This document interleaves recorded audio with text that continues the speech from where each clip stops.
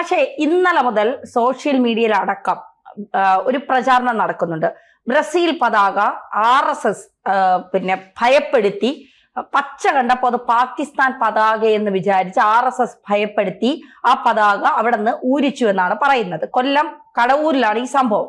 ഇത് ഇന്നലെ ഒരു ചാനൽ റിപ്പോർട്ട് ചെയ്യുന്നു. വലിയ രീതിയിൽ ഇത് സോഷ്യൽ മീഡിയയിൽ പ്രചരിക്കുന്നു. ഈ പതാക കെട്ടിയ കുട്ടികൾ തന്നെ ഒടുവിൽ രംഗത്തെത്തി പറയുകയാണ്. രാവിലെ ഒരു വീഡിയോ ചെയ്തായിരുന്നു. അത് ഞങ്ങൾ ഉപദേശക സമിതിയോ RSSകാരോ അവരാരും പറഞ്ഞിട്ട് ചെയ്തതല്ല. ഞങ്ങളൊരു പോലീസുകാരൊന്ന് അഴിക്കാൻ പറഞ്ഞു. അതാണ് അവർ മീഡിയക്കാരോട് പറഞ്ഞത്. ഞങ്ങൾ അറിയാത്ത കാര്യമാണ് ഇപ്പോൾ അഴിച്ച് പറഞ്ഞിരിക്കുന്നത്. അത് ഞങ്ങളെ ഒരു RSSും ഭയപ്പെടുത്തിയിട്ടില്ല. RSS പ്രവർത്തകരൊന്നും ഇവിടെ വന്നിട്ടില്ല. പോലീസ് പറഞ്ഞു അത് അഴിച്ചു മാറ്റണമെന്ന്. അതുകൊണ്ടാണ് ഞങ്ങൾ അഴിച്ചത്. ഇതിന് RSSകാരെ ഇതിലേക്ക് എന്തിനാണ് ആ ചാനൽ വലിച്ചിഴച്ചത്? ഞങ്ങൾ പറയാത്ത കാര്യം അവരെന്തിനാണ് പറയുന്നത്? എന്താണ് ഈ റിപ്പോർട്ടർ ചാനലാണ് അത്തരം ഒരു വ്യാജ പ്രചാരണം നടത്തിയത്? എന്താണ് റിപ്പോർട്ടർ ചാനലിന് അടക്കമുള്ള ചില മാധ്യമ പ്രവർത്തകർക്ക് RSSനോട് ഇത്ര കലിപ്പ്?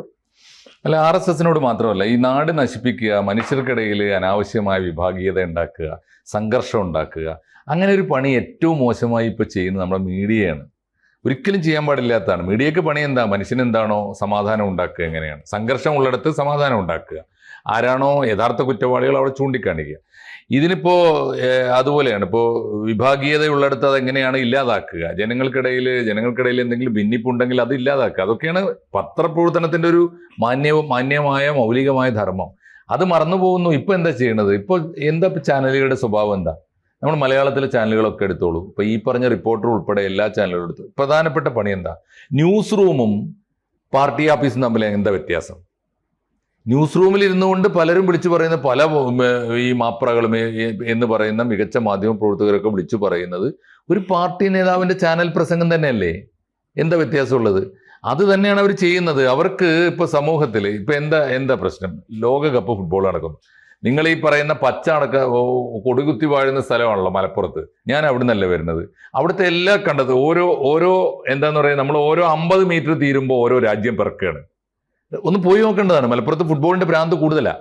അപ്പോൾ അവിടെ എന്താണെന്ന് വെച്ചാൽ ഒരു പറമ്പ് അർജന്റീനയാണെങ്കിൽ അടുത്ത പറമ്പിൽ ഇങ്ങനെ തോരണങ്ങളൊക്കെ കെട്ടിയിട്ട് ഒന്ന് മഞ്ഞയാണെങ്കിൽ ഒന്ന് പച്ചയാണ്, അടുത്തതിൽ പച്ചയാണ്, അടുത്തത് ചുവപ്പാണ് എന്ന് പറഞ്ഞാൽ ഇങ്ങനെ ഓരോരോ രാജ്യങ്ങൾ ഒരു പറമ്പ് തന്നെ ഒട്ടേറെ രാജ്യങ്ങളായിട്ട് മാറുക. അവിടെ പച്ച കത്തിക്കുകയും വലിച്ചെറിയുകയൊക്കെ ചെയ്യുന്നുണ്ട്. എവിടെ? മലപ്പുറത്ത്. എന്താ കാരണം? കാര്യം എന്താ വെച്ചാൽ രാജ്യങ്ങൾ തമ്മിൽ പക്ഷം ചേരുമ്പോൾ അതിൻ്റെ ആവേശം ഒരു സ്പോർട്സ്മാൻ സ്പിരിറ്റോട് കൂടി കളിയാവേശമായിട്ട് കയറുമ്പോൾ ആളുകൾ പച്ച ആരുടേതാണെന്നല്ല, പച്ച ഇനി പാകിസ്ഥാൻ്റേതാണെങ്കിലും കത്തിക്കും എന്ന് പറഞ്ഞാൽ അതൊരു ആവേശം. അങ്ങനെ കണ്ടാൽ മതി. ഇങ്ങനെ ആ പരസ്പരമുള്ള വൈരത്തിനെ അതിൻ്റെ പേരിൽ അടിയും പിടിയും കൊലപാതകവും നടക്കില്ല. അത് ഉണ്ടാക്കാൻ ശ്രമിക്കുകയാണ് ഇത്തരം മാധ്യമങ്ങൾ ചെയ്യുന്നത്. സ്പോർട്സ്മാൻ 2 കാര്യങ്ങൾ ഓർക്കണം. ഒന്ന് ഇത് കളിയാണ്.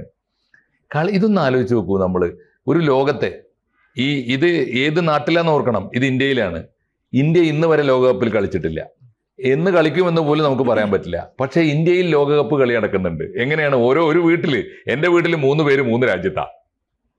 എൻ്റെ പലരും, എൻ്റെ പെങ്ങൾ, ഓരോ കുട്ടികൾക്കും നമ്മുടെ ബന്ധുക്കളായ ഓരോ കുട്ടികളും ഓരോ രാജ്യക്കാരാ. ഇപ്പോൾ ഞാൻ വരുമ്പോൾ ചോദിക്കും, മോനെ നീ ഞാൻ ബ്ലസ്സിയാ എന്ന് പറഞ്ഞ് മറ്റോനെ ഇത് ഓരോന്നിനും ഒന്ന് അർജന്റീനയാണെങ്കിൽ ഒന്ന് ബ്രസീലാണ്, ഒന്ന് ഇംഗ്ലണ്ടാണ്, ഒന്ന് ഫ്രാൻസാണ്, ഒന്ന് സൗദി അറേബ്യയാണ്, ഒന്ന് ഖത്തറാണ്. ഇങ്ങനെ ഓരോരുത്തർ മാറി മാറി കളിക്കുന്ന ഒരു കാലമാണ് ഇത്.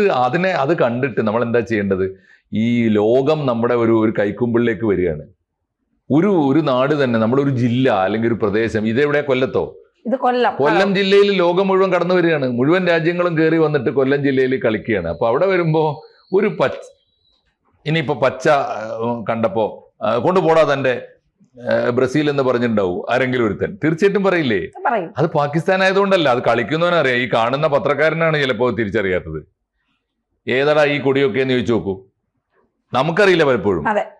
ഇവർ കെട്ടി നിർത്തിയിരിക്കുന്നത്. ഞാൻ കഴിഞ്ഞ ദിവസം കൊണ്ട് പോരുമ്പോൾ ഒരു പറമ്പിൽ മുഴുവൻ ഈ ലോകകപ്പിൽ കളിക്കുന്ന മുഴുവൻ ടീമുകളുടെയും കൊടിയുണ്ട്.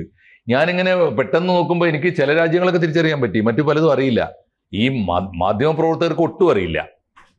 എന്നിട്ട് അവര് ഇത് പാകിസ്ഥാൻ കൊടിയാണ് എന്ന് ആളുകൾ ധരിച്ചിരിക്കുന്നു. അതിന്റെ പേര് കലാപമുണ്ട്. ഇനി അതിനൊക്കെ വെച്ച് കെട്ടാൻ പറ്റിയ ഒരു സാധനമാണല്ലോ RSSകാർ വന്ന് പറഞ്ഞു. RSSകാർക്ക് അതാണല്ലോ പണി. ഫുട്ബോൾ വേണമെങ്കിൽ അവരും ഇതിൽ കക്ഷി ചേരുന്നുണ്ടാവും. ഓരോ RSSകാരനും അർജന്റീന കൂടെ ഉണ്ടാവും, ബ്രസീലിന്റെ കൂടെ ഉണ്ടാവും, ഫ്രാൻസിന്റെ കൂടെ ഉണ്ടാവും, പോർച്ചുഗലിന്റെ കൂടെ ഉണ്ടാവും. ഇനിയിപ്പോ അവർക്ക് വേണമെങ്കിൽ ആരോട് ആവേശം കൊള്ളാം, അവർക്ക് ആവേശം കൊള്ളാൻ ഒന്നുകിൽ ഇന്ത്യ വേണം, അവർ ടീമിലില്ല. പിന്നെ വേണമെങ്കിൽ ഹിന്ദു രാഷ്ട്രം എന്നൊക്കെ പറയുന്ന നേപ്പാൾ വേണം, അവരില്ല. പിന്നെ ആരുടെ കൂടെ ഇവർ നിൽക്കുക? അപ്പൊ തീർച്ചയായിട്ടും ഈ ഫുട്ബോൾ കളിയിൽ ഓരോ രാജ്യം അവനവന്റെ താല്പര്യം അനുസരിച്ച് അവനവന് ഇഷ്ടമുള്ള കളിക്കാരന്റെ കൂടെ നിൽക്കും, അല്ലെങ്കിൽ അതാത് രാജ്യത്തിന് വേണ്ടി മത്സരിക്കും, അവന് വേണ്ടി ബെറ്റ് വെക്കും, അവന് വേണ്ടി തോൽക്കും, അവന് വേണ്ടി ജയിക്കും, എന്നിട്ട് അവന് വേണ്ടി മൊട്ടയടിക്കും, അവന് വേണ്ടി മീസ എടുക്കും. ഇതൊക്കെ നടക്കുന്ന അതിമനോഹരമായ ഒരു സംഭവമാണ് കളി എന്ന് പറയുന്നത്. കളി മനസ്സ് എന്ന് പറയുന്ന ഒരു സാധനമുണ്ട്. അതിപ്പോ ഒട്ടും ഇല്ലാത്തത് ഇമാതിരി മാപ്രകൾക്കാണ്. കളി മനസ്സ് എന്ന് പറഞ്ഞാൽ എന്താണെന്നറിയാലോ? കളിയല്ല കളി മനസ്സ്. ഇപ്പൊ എനിക്ക് നന്നായി കളിക്കാനൊന്നും അറിയില്ല, എന്റെ മോൻ കളിക്കും, പക്ഷെ ഞാൻ കളി നന്നായി കാണും. ഈ കളി കാണുന്നത് എന്തിനാ? കളി കാണുന്നത് പോലും നമ്മുടെ മാനസികാരോഗ്യത്തിന് നല്ലതാ. കാരണം നമുക്കൊരു കളി മനസ്സുണ്ടാവും. എന്താ കളി മനസ്സ് എന്ന് പറയുക? സ്പോർട്സ്മാൻ സ്പിരിറ്റിന്റെ മലയാളം എന്താന്ന് വെച്ചാൽ, ഒരു കളി കഴിഞ്ഞാൽ ശ്രദ്ധിച്ചിട്ടുണ്ടോ ധന്യ? ഒരു കളിക്കളത്തിൽ 2 ടീം കളിക്കുന്നു. തീർച്ചയായിട്ടും അവസാന ഗോളിൽ ഒരു ടീം ജയിക്കും, മറ്റേ ടീം തോൽക്കും. കളിക്കാർ കളത്തിൽ നിന്ന് ഇറങ്ങിപ്പോരുന്നതിന് മുമ്പ് ചെയ്യുന്ന ഒരു പ്രധാനപ്പെട്ട സൽക്കർമ്മം എന്താണെന്നറിയോ? ഈ തോറ്റവൻ പോയി തോറ്റവനും ജയിച്ചവനും പരസ്പരം കൈ കൊടുത്തിട്ടാ പിരിയുക. ക്യാപ്റ്റന്മാർ മാത്രമല്ല, എല്ലാ കളിക്കാരും. തോറ്റവൻ ജയിച്ചവന്റെ കൈ പിടിച്ചു കുലുക്കുന്ന ഒരു സംസ്കാരം നിങ്ങൾ രാഷ്ട്രീയത്തിൽ കാണുമോ? മതത്തിൽ കാണുമോ? ഇത് കാണുന്ന ഒരേ ഒരു ഇടമാണ് സ്പോർട്സ്, ഒരേ ഒരു ഇനമാണ് കളി. അതിനെ മാനിക്കല്ലേ വേണ്ടത്? അതിനകത്ത് രാഷ്ട്രീയം കൊണ്ടുവരിക, അതിനകത്ത് വർഗീയത കൊണ്ടുവരിക വൃത്തികേടാണ് എന്ന് ഈ പറഞ്ഞ സകല മൊട്ടകളോടും ഞാൻ പറയുന്നത്, ഇവർ ഇതിന്റെയൊക്കെ പേരിൽ മൊട്ടയടിക്കുക വേണ്ട. ശരിക്കും ഞാൻ പറയാം, ഇവർ വലിയ പണിഷ്മെന്റ് ഏറ്റുവാങ്ങണം. കേരളത്തോടും ലോകത്തോടും മാപ്പ് പറയണം. പ്രത്യേകിച്ച് കേരളത്തിൽ ഇതൊന്ന് ആലോചിച്ച് നോക്കൂ. എനിക്ക് തോന്നുന്നില്ല ചൈനയിൽ ഇത് എത്രത്തോളം സാധ്യമാണെന്ന്. ചൈനയിൽ പക്ഷേ നമ്മുടെ രാജ്യത്ത് ഇത് സാധ്യമാണ്. ഇത് നടക്കുമ്പോൾ ആലോചിച്ച് നോക്കൂ, ലോകത്തിൽ ഇപ്പൊ നമ്മുടെ ദേശീയ പതാക മനസ്സുകൊണ്ട് ആദരിച്ചിട്ട് നമ്മൾ സല്യൂട്ട് ചെയ്യുന്നൊരു പതാകയാണ്. നമ്മുടെ ദേശീയ പതാക അല്ലാതെ മറ്റൊരു പതാക വെച്ച്, മറ്റൊരു രാജ്യത്തിന്റെ പതാക വെച്ച്, അതും ഈ പതാക വെച്ച് വണങ്ങുന്ന ഒരു മനുഷ്യനും ജീവിതത്തിൽ മഹാഭൂരിപക്ഷം പേര് ഒരിക്കലും കണ്ടിട്ടില്ലാത്ത നാട്. അർജന്റീന കണ്ട എത്ര പേരുണ്ട് കേരളത്തിൽ? ബ്രസീൽ കണ്ട എത്ര പേരുണ്ട്? ഈ ABC രാജ്യങ്ങൾ എന്ന് പറഞ്ഞാൽ സൗത്ത് അമേരിക്കയിലെ രാജ്യങ്ങളാണല്ലോ. തെക്കേ അമേരിക്കയിലെ നമ്മൾ പറയുന്ന ലാറ്റിൻ അമേരിക്കൻ രാജ്യങ്ങളാണ് അർജന്റീനയും ബ്രസീലും ചിലിയും ഒക്കെ ABC രാജ്യങ്ങൾ എന്നൊക്കെ പറയുന്നത്. ആര് കണ്ടിട്ടുണ്ട്? അത് കാണാത്ത മനുഷ്യരാണ് ബ്രസീലിന്റെ കൊടി വെച്ചിട്ട് ആവേശം കൊള്ളുന്നത്. അത് കാണാത്ത മനുഷ്യരാണ് അർജന്റീനയെ പിടിച്ച് ആവേശം കൊള്ളുന്നത്. അതിന്റെ അർത്ഥം നമ്മൾ ഈ കളി നമ്മളെ വിശാലമാക്കും, മനസ്സിനെ വിശാലമാക്കും, നമ്മുടെ ലോകത്തെ വിസ്തൃതമാക്കും, നമ്മുടെ ആകാശം വിശാലമാക്കി തീർക്കും. അതുകൊണ്ട് നമ്മൾ ഇങ്ങനെ ഈ കൊല്ലത്തെ കടക്കാവൂരിലെ ഒരു കൊച്ചു തുരുത്തിലാവില്ല നമ്മളപ്പോൾ. അപ്പോൾ നമ്മൾ ആ ലോകത്തിന്റെ ആകാശത്തിലാകും. ലോകം മുഴുവൻ കാണും, ലോകം മുഴുവനുള്ള രാജ്യങ്ങളെ കാണും, എല്ലാ രാജ്യങ്ങളുടെയും കൊടി കാണും, തിരിച്ചറിയും. ഓരോ കൊടികൾക്കും നമ്മൾ മുദ്രാവാക്യം വിളിക്കും. ഇത് മനുഷ്യൻ ഒരു കേവലം ഏതെങ്കിലും ഒരു കൊച്ചു പ്രദേശത്ത് നിന്ന് വിശ്വപൗരനായി മനുഷ്യൻ വളരുന്നൊരു സന്ദർഭമാണ്. അത് കാണാൻ എനിക്ക് തോന്നുന്നു കളി മനസ്സുള്ള എല്ലാവർക്കും പറ്റും, സ്പോർട്സ്മാൻ സ്പിരിറ്റുള്ളവർക്ക് പറ്റും. നമ്മൾ എത്ര കാലമാണ് ഈ കൊച്ചിയിൽ മെസ്സി വരാൻ കാത്തിരിക്കുന്നു? ഇന്നും നമ്മുടെ സങ്കടമല്ലേ അത്? മെസ്സി വന്നില്ലല്ലോ. എല്ലാ കുട്ടിയുടെ സങ്കടമാണ്, എല്ലാ ഇന്ത്യക്കാരുടെയും എല്ലാ മലയാളികളുടെയും സങ്കടം. അതുകൊണ്ട് എന്താ? മെസ്സി നമ്മുടെ സ്വന്തമാണ്. മെസ്സി ഏത് രാജ്യക്കാരനാന്ന് നോക്കിയിട്ടാ? അപ്പൊ അത് മനസ്സിലാക്കാൻ കഴിയണ്ടേ? അത് മനസ്സിലാക്കാൻ പറ്റാത്ത ഈ മാപ്രകളെ എന്താ ചെയ്യേണ്ടത് എനിക്ക് അറിഞ്ഞൂടാ. എന്തായാലും അവർ ഇതിൽ വൃത്തിയായിട്ട്, നിങ്ങൾ ഈ RSSനോട് വിരോധം ഉണ്ടെങ്കിൽ അത് പറഞ്ഞോളൂ. അത് പറയേണ്ടത് രാഷ്ട്രീയത്തിലാ.